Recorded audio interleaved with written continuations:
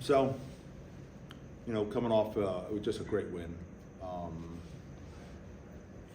Really felt like going into this season, like UTSA was one of those teams that if you wanted to show that we've improved as a program, that's the kind of team we have to beat. Someone who's been right there in the upper echelon to the middle of the pack in this league and above. So really good win. We didn't like the way it started off. We didn't play with the same energy, and we weren't crisp, and those are all my responsibilities. But second half came out with a little different energy, and but we executed pretty well, and it was a great win. We talked a little bit today about the fact that culture win, grit win, character win, all those things. I mean, we a lot of teams don't fight their way through and get back to win that ball game, and we did. So a lot of positives. Defensively, not giving up the explosives was huge. I mean, we've been giving up 8 explosives a game, and we gave up 1. And so what a big difference that was. Had the leading rusher in the country, and shut him down to 45 yards or whatever it was. That was huge. And I thought the quarterback played well, and then just slowly we started getting more and more pressure on him, and then we got the 2 turnovers. So we haven't turned the ball over yet, have we? So that's been really impressive, and I know Tyler does such a great job with the quarterbacks, with the running backs, with the wideouts. Always telling the quarterbacks, hey, sometimes the best ball you throw is when you throw away. So you don't need to force things. And those running backs, when you get in traffic, get a second hand on the ball, and we're always constantly drilling it every day. Every single day we're out there, we're drilling ball security. So it's preached upon, and winning the turnover battle 2-0 was really important for us. So great way to go into the Navy week. Undefeated team. They're coming down. It's a celebration of Navy, having a Navy in the United States, 250th celebration. And so we're going to have a lot of pomp and circumstance. You have a great crowd with homecoming. Like I said earlier, they're undefeated, and they're a really good football team. Excited to have a big one, and excited that we'll have a great crowd out there. So 2 things about last week before even looking at Navy. The blindside block, I guess you got to watch that on replay. Did you? What do you think of that call? I think we've had 3 punt returns called back. And I think all 3, you could say they're flip of the coin calls. I don't say they're bad calls. I wouldn't say they're good calls. I would just say they're flip of the coin. They're tough ones. And so what's frustrating is I sit in every special teams meeting during the course of the week. I know what we're teaching. I know how we're teaching it. I know the amount of energy and time we're putting into special teams. And it's frustrating for the talent that we have. I may have the best punt returner in the country. For the talent we have, we're not getting the results we should get, and those penalties have to stop. And if it's close, we can't throw those throw those blocks. So that's a tough one. I mean, and I was in there today, and we showed the entire group that play, and I was like, 10 years ago, getting a T-shirt for that. That's the big hit award. Now, the world has changed, and I'm all about it. I keep our players safe. I think it's smart not to have those crackback blocks. We have to understand that we cannot. We have to more get our hands on them, keep them up, not explode into them. I think the defender turned into him, and so when he turned in, I think that made the collision a little bit more violent, and that's why the defender went flying, and it was easy to pick up from the referee's standpoint. He saw him flying, but I would say 2 of those calls, Georgia Tech and this week, were calls that they're 50-50 calls. Sometimes you can't put yourself in that position. How about, you were coming off the bye week, they were coming off the bye week. They threw a little trickeration out there, flea flicker, Yep. Throwback. You guys really didn't add that in. No, we have those kind of things. And I think it was really more once we weren't playing crisp, it's just about, just playing. Don't get yourself back in the game with tricks, because if those tricks don't work, boy, it can go downhill real quick. So let's just, play sound football. Let's get back into the rhythm. And so I think that was the mindset. I always get very hesitant when you're not playing well to try to solve it with a trick play. Because again, I've seen that just too many times just go south on you, because now the kids think you're really, just, you don't think you can beat these guys, so you're just, throwing caution to the wind, like, let's try this. I love a good trick play every now and then, but yeah, I just think when you're playing the way we played, it wasn't the time for it. Casey, you mentioned that it's the Navy's 25th anniversary this weekend. This game is part of that celebration. Yep. The whole next week. What does it mean for Temple to be involved in Oh. a celebration like that and get kind of the exposure from Yeah. Navy people coming out? What does it mean for the program to be involved in this kind of celebration of the Navy? Well, just the respect that I have for the academies. And I've been able to play, I haven't played Army yet, but I've been able to play Air Force, I've been able to play Navy a number of times. And just like, we're gonna fight them to the end, and then when that thing's over, boy, it's all about, respecting, what they do and what they're gonna do for us in the future, and knowing that they're gonna go serve our country. So it's really neat to be part of this celebration in the city. That's the amazing thing about Philadelphia. I mean, you got the Eagles going, you got, Red October, you got Cherry Red October. There's a lot going on in the city, and this is like a week-long celebration. And so this is going to be a big deal, and our guys are going to love that atmosphere. First of all, it's our homecoming, but they're going to bring in the flyovers, and they're going to bring in the ball drop, onto the 50-yard line, and they're going to bring in, their march in and their all those kind of things. So, and a great crowd. So yeah, I mean, I think our guys are really going to enjoy, the whole experience. How are you guys doing health-wise? Yeah, better. Yeah, so a couple guys, we've been down a couple safeties, and it looks like we're gonna get both those safeties back. And when you play a team like Navy, you need those safeties, because so many times they're filling the alleys. And so Lou Fry should be back Wednesday. He's out there kind of moving around. Javier Morton is, he looked great out there today, going through footwork and those kind of things. So we were always shooting to get them back for this game, because having played these kind of offenses, I know the value of the safeties. One of the reasons we hired Brian was because, he's been in this league. But also, if you look at the 2023 Bearcats, they did a pretty good job against Air Force. So I have some stuff that we did at Sam Houston that I've incorporated with some stuff that he's done at Rice, and so it would be kind of a blend going into this. It's an interesting week of preparation, and we've talked about this before. You got to find a place on your schedule to start putting in just formations and terminology and just basic alignments. And so in the summertime we did a little bit, and then training camp we sort of stayed away from it because it might have been a day or so, but for the most part we knew we were going to get better week. And that's when we really, spent a lot of time, putting that in. And that get better week was definitely, it wasn't a rest week. It was, we worked hard. And so, a little tough on the defense because they're not, getting ready for UTSA until Sunday. That Sunday, that's when we started getting ready for UTSA. But, like I said, they're a unique animal when you play those guys. They really are. Yeah. Yeah, Supernaut should be back also. Probably be playing with the club. So we're getting healthy at the right time. Khalil Pope, he should be back too. So I'm not sure who else, but yeah, we're getting healthy right now, which is a good thing, especially when you play a physical team like the Naval Academy.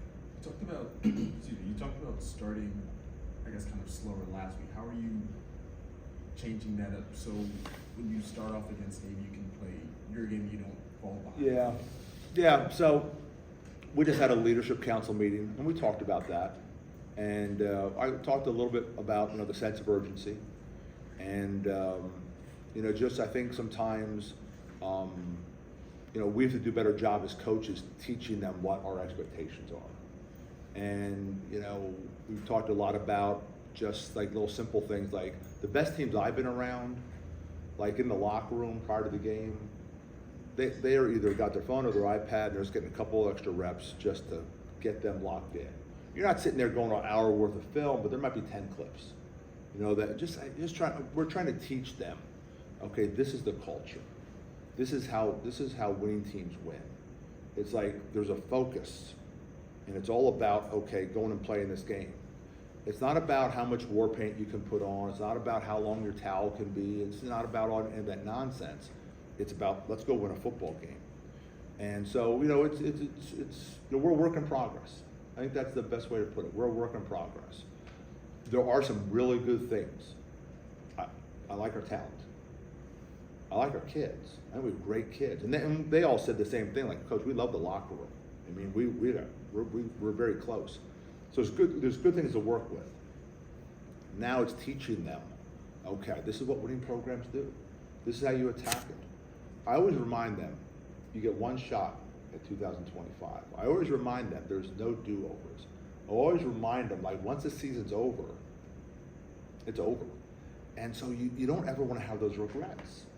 And, you know, that's the kind of stuff we've talked about, you know, doing a better job from preparation on the practice field to what we do in the meeting room, and taking all that on the game day. So again, I think we're work in progress, and I have to do a better job of making sure that they understand how to get locked in for a game. I don't know if they understand how to do that yet. That's one of my responsibilities. You know, within the sort of unique scheme of option, how unique is this OC? They were throwing the ball like crazy, Yeah. for example, this Yeah, weekend. I haven't really got, I mean, like, so many things going on because the fact that I thought I had to address some things with them in terms of, you know, preparation, those kind of things. I probably watched less tape on Navy than I normally would watch on a Sunday. And again, did a lot about, you know, trying to get us ready for a ball game and trying to, you know, kind of figure out, like, I'm one of those guys, you got to look in the mirror first. Like, that first half performance, that's somehow on me, and somehow on every coach on my staff, and somehow on all of them. And that's what they are starting to understand, is like, I'm not going to do this. I'm not going to point a finger at them. I'm pointing a finger at myself first, and also the coaching staff, and also them. It's like, we're in this thing together. So there's a lot of that going on. I got some text messages pretty early Sunday morning from some of the players about how, you know, we're not playing well enough on special teams. About how we got to, you know, we don't come out fast against these guys. It's going to be a long afternoon, and that was very encouraging. You know, the defensive guys came in here at 11 o'clock to watch the tape as a group by themselves without the coaches, because, you know, Sunday's their day off. So I think we're working in the right direction. I like those kind of things. I have to sort of bring the whole thing together, and I think part of that was, you know, my talk to them at halftime was pretty explicit about how it's unacceptable. This is not, you know, the Temple Tough that I thought I was walking into. Come on, you guys should know that we get one shot at this thing. And so I thought it was very direct and very to the point, very passionate. I'm a passionate person, very emotional, because I'm a very emotional person. And I think they do understand that, like, this isn't like a job to me. Like, this is my family. This building is my family. And so I think when you have that connection, I think I have that connection with them already. When we have that connection, I think you can talk very bluntly. I think you can talk very honestly. Like, we have to get this fixed. We have to get it fixed. And it's on all of us. And so I think they appreciate the fact that I'm not doing this. I think they appreciate that I'm saying, like, I'm with you. I'm part of getting this thing fixed.